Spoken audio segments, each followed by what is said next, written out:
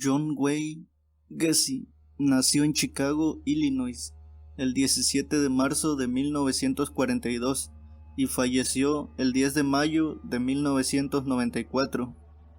Conocido también como Pogo, el payaso o el payaso asesino, fue un asesino en serie estadounidense que violó y mató a 33 hombres jóvenes entre 1972 y 1978. De sus víctimas, 26 fueron enterradas en el semisótano de su propia casa, 3 en diferentes lugares de la casa y otras 4 fueron lanzadas a un río cercano. Se le llamó el payaso asesino porque hacía servicios sociales en desfiles y fiestas para niños vestido de payaso. Se hacía llamar Pogo el payaso, personaje que creó él mismo.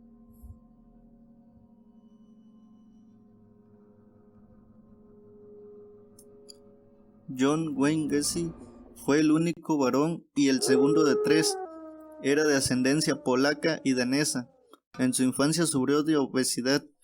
Estaba muy unido a sus 2 hermanas y a su madre, quien cariñosamente le llamaba Johnny, pero era castigado frecuentemente por su padre, un alcohólico que abusaba físicamente de la familia y solía castigarle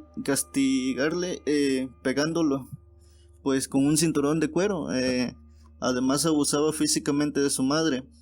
Esto le provocó a John un serio problema, ya que después de un tiempo de entrar en la etapa de adolescencia, tuvo problemas sexuales, tanto en su infancia como en la adolescencia. Se esforzaba por hacer que su padre se sintiera orgulloso de él, pero fueron pocas las veces que ganaba su aceptación. Su padre lo denigraba, llamándole a menudo marica, estúpido y niño de mamá. A los 9 años de edad, un amigo de la familia abusó sexualmente de él. Cuando tenía 11 años, se golpeó en la frente con un columpio y como consecuencia se le formó un coágulo de sangre en el cerebro, que pasó desapercibido hasta la edad de 16 años, cuando comenzó a sufrir desmayos. Su padre pensó que esos episodios eran un esfuerzo para dar lástima y le acusó de estar fingiendo. Se le recetaron medicamentos para disolver el coágulo. Asistió a 4 colegios diferentes, pero acabó abandonando cada uno de ellos y nunca se graduó. A la edad de 20 años, siguiendo el consejo de su padre, dejó su casa y se mudó a Las Vegas, donde trabajó en una funeraria durante 3 meses antes de volver a Chicago, donde se inscribió y se graduó. Obtuvo un puesto directivo mientras era aprendiz en una compañía de zapatos, poco después de su graduación. En 1964 se mudó a Illinois para trabajar como vendedor. Allí conoció a su esposa, se casaron en septiembre de 1964 y tuvieron una niña. Después de terminar su periodo de aprendiz, ascendió a encargado del departamento. Su primer matrimonio terminó después de ser declarado culpable por abuso sexual a menores en 1968. Fue sentenciado a 10 años de prisión por este crimen, pero después de 16 meses recluido en la penitenciaría estatal de Anamosa, salió en libertad condicional el 18 de junio de 1970, debido a su buen comportamiento. Después de abandonar la cárcel, se mudó nuevamente a Illinois, donde ocultó su registro criminal con éxito, hasta que la policía comenzó a investigarlo por los asesinatos posteriores. En 1971 compró una casa en un sector anónimo. Allí estableció su propio negocio dedicado a la construcción. Se casó por segunda vez con una mujer que conoció en la secundaria y ella, junto a sus 2 hijos, se mudaron con él. Se convirtió en un importante y respetado miembro de la comunidad, además de su show como payaso. Se hizo partícipe activo del Partido Demócrata, como voluntario para limpiar las oficinas del partido. Finalmente se convirtió en vocal de mesa. En este puesto fue capaz de conocer e incluso ser fotografiado con la entonces futura primera dama, Rosalynn Carter, y de hecho Carter autografió la fotografía para John. Decía para John Gacy, los mejores deseos.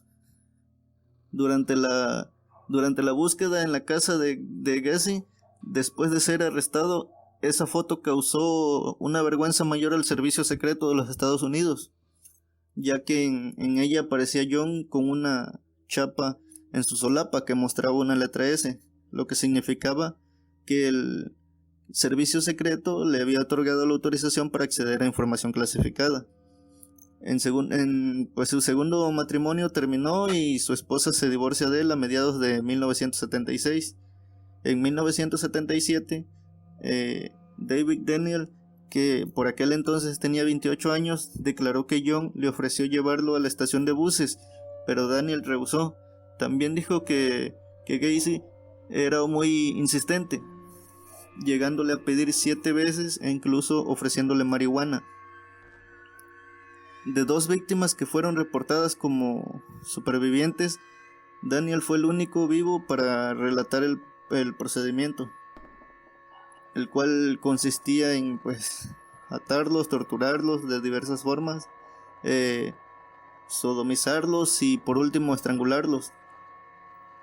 Ninguna sospecha recayó en Gacy hasta el 12 de diciembre de 1978, cuando fue investigado después de la desaparición del adolescente de 15 años, Robert Pence, quien fue visto por última vez de una entrevista de trabajo con él. Un allanamiento en casa de John reveló diversos artículos relacionados a otras desapariciones. El 22 de diciembre de 1978, Gacy acudió a sus abogados y confesó sus crímenes. Declaró haber asesinado por primera vez en enero de 1972, cuando al clavar el cuchillo en el cuerpo de un joven y ver cómo la sangre brotaba del cuerpo, sintió una sensación de excitación y esto comenzó a gustarle. También confesó haber matado a 33 individuos e incluso la ubicación de 28 de los cuerpos a la policía. Estaban enterrados en su propiedad. Las otras 4 víctimas, dijo, las había arrojado al cercano río The Place. Al menos una de las víctimas fue recogida en la estación de buses. Los individuos más jóvenes tenían solo 14 años y el mayor 21. 7 de las víctimas nunca fueron identificadas. Los cuerpos fueron descubiertos desde diciembre de 1978 hasta abril de 1979, cuando la última víctima conocida fue hallada en el río Illinois. En 1998, mientras se realizaban reparaciones en el estacionamiento trasero de la casa de la madre de Gacy, las autoridades encontraron restos de al menos 4 personas más. El 6 de febrero de 1980 comenzó el juicio de Gacy en Chicago. Durante el juicio se declaró inocente, alegando problemas de orden mental. Sin embargo, su testimonio fue rotundamente rechazado, ya que se le realizaron estudios de orden mental, dando resultados negativos, es decir, que no tenía ni padecía de problemas mentales. Su abogado argumentó que John tenía lapsos de locura temporal en el momento de cada asesinato, pero antes y después recordaba la normalidad para atraer y disponer de las víctimas.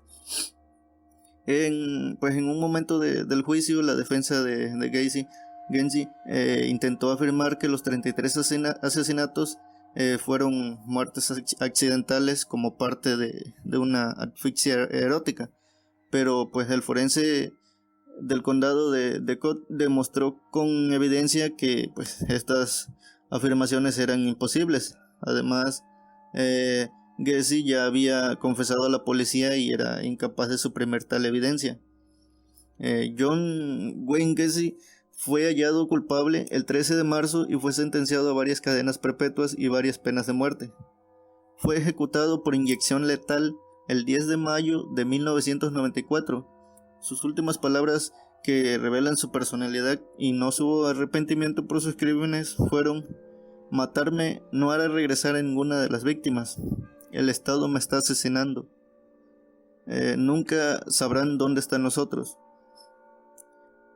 Algunos señalan la pobre relación con su padre alcohólico, un trauma en la cabeza, y unos subsecuentes desmayos en su adolescencia como la base de sus actos. También se especula que la matanza de los jóvenes era la expresión subconsciente de odio a sí mismo por su propia homosexualidad. De todos modos, sus víctimas fueron pues mayoritariamente hombres heterosexuales, y el atributo común entre ellos era la juventud. Después de su ejecución, el cerebro de Gacy fue extraído.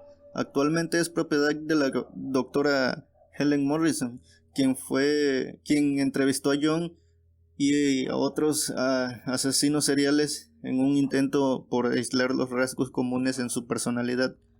Los abogados contrataron a un psiquiatra forense para que examinara el cerebro de John después de morir. Los resultados revelaron que no había anormalidades. El especialista afirmó que John no encajaba en ningún perfil psicológico propio de los asesinos en serie, y que probablemente la razón de su actuación no se sabrá jamás. Durante el juicio, la doctora Morrison apareció como testigo psiquiátrico y declaró que John tenía la estructura emocional de un infante. Durante los 14 años que pasó en prisión, solía pintar con óleo. Su tema favorito eran los payasos. Dijo que usaba su personaje de payaso como pues Alter Ego. Sus pinturas